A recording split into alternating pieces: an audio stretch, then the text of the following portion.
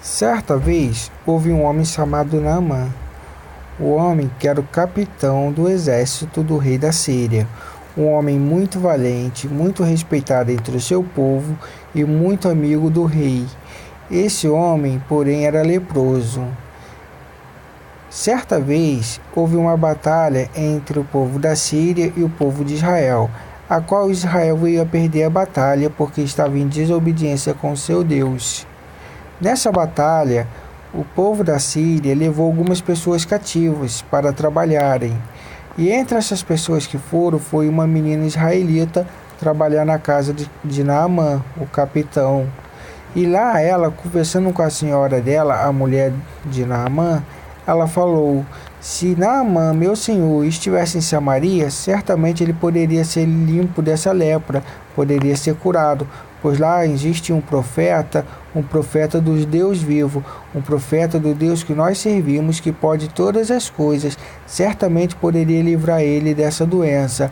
A mulher de Naamã comunicou a Naamã a conversa que teve com a menina israelita. Naamã ficou feliz e comunicou ao rei. E o rei falou: então te enviarei até Samaria, e lá você poderá ver esse profeta, e ele te limpará da sua lepra.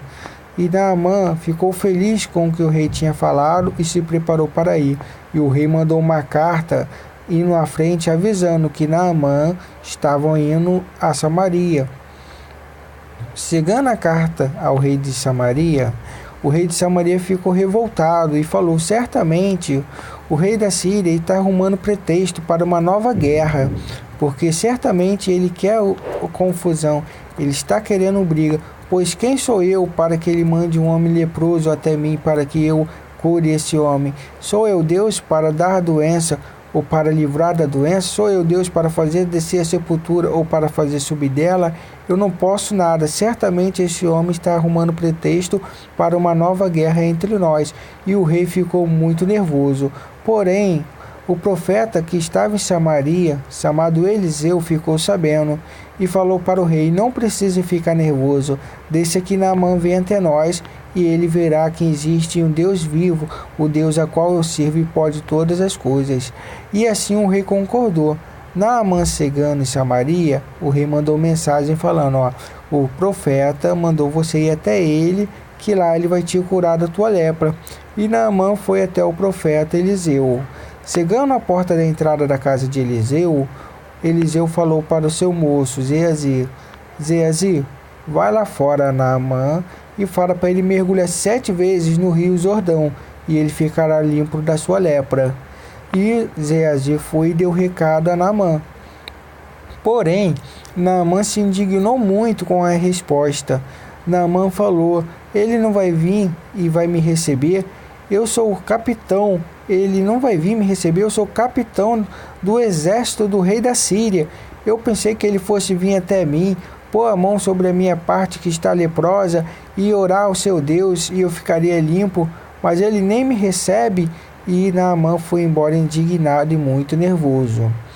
Porém, quando ele estava de caminho voltando, um dos seus servos que estava com ele falou: meu senhor, posso falar com o senhor? E o Naamã falou: sim, o que você quer dizer? Pode falar. E aquele homem falou: senhor, o profeta pediu uma coisa tão fácil para você fazer. Pediu simplesmente que você mergulhe no rio Jordão para ficar limpo.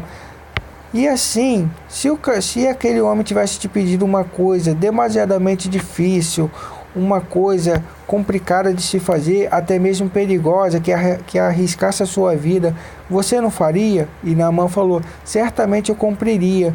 E aquele amigo dele, o servo, voltou a falar de novo: então, senhor, por que o senhor não mergulha no rio Jordão? É uma coisa tão simples que ele te pediu para que você seja curado. E Naamã voltou a pensar, refletiu e resolveu mergulhar nas águas do rio Jordão.